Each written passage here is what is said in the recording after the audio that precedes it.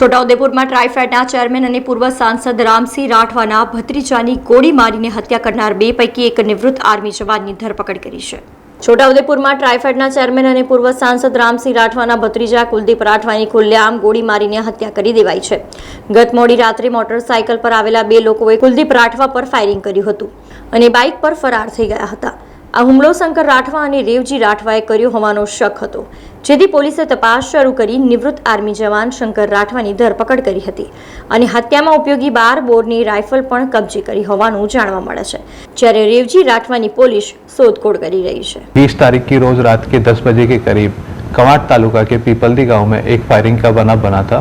उस फायरिंग को के बनाव में एक शंकर भाई राठवा जो कि एक्स सर्विसमैन है, उन्होंने एक कुलदीप भाई राठवा करके पीपलदी गांव के व्यक्ति को गोली मारकर हत्या कर दी थी। उस बनाव में के बाद शंकर भाई राठवा अपने सह आरोपी अमला भाई राठवा के साथ बाइक पर फरार हो गए।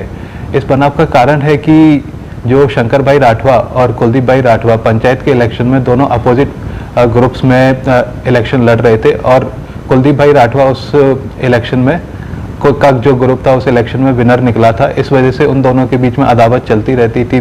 बीच में भी कई एक दूसरे के साथ बनाव बने थे गाली वाली देने के। इसके चलते ये जो अदावत के चलते शंकर भाई राठवा ने कल रात को गोली मारकर कुलदीप भाई राठवा की हत्या कर दी। जो एक आरोपी मेन आरोपी शंकर भाई राठवा जिन्होंने गोली चलाई थी, जिनका वेपन था, उसको पुलिस ने अरेस्ट कर लिया है। बाकी दूसरा आरोपी अमला भाई राठवा उसकी तलाश अभी जारी है। મળતી માહિતી મુજબ અગાઉ ગ્રામ પંચાયતની ચૂંટણીમાં શંકર રાઠવાનો ઝઘડો કુલદીપ સાથે થયો હતો, જેથી અદાવતમાં કુલદીપની હત્યા કરી હોવાની આશંકા સેવાઈ રહી છે।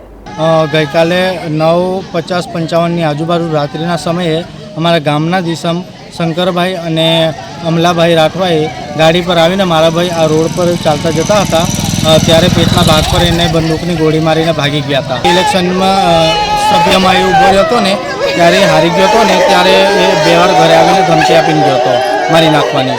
તો અમારે સરકારશ્રીને એક માંગ છે કે જો તમે આરોપીની સામે તમે કડકના કડક પગલાં લો।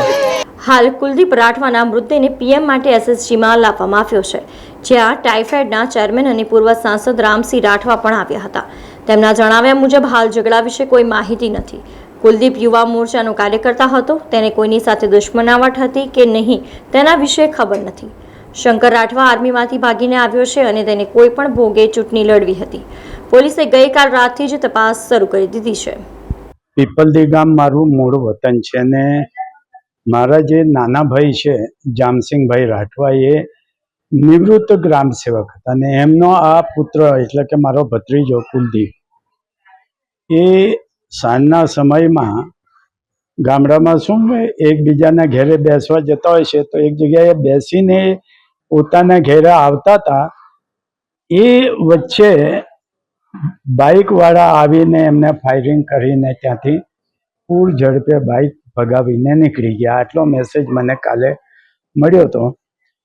તાત્કાલિક હું એમને કીધું હતું કે તમે એમને દવાખાને મોકલી આપો અને ત્યાં સારવાર ચાલુ થઈ જાય, પણ દવાખાનામાં ગયા સારવાર દરમિયાન જ એ એક્સપાયર થઈ ગયા કાલે રાત્રે જ।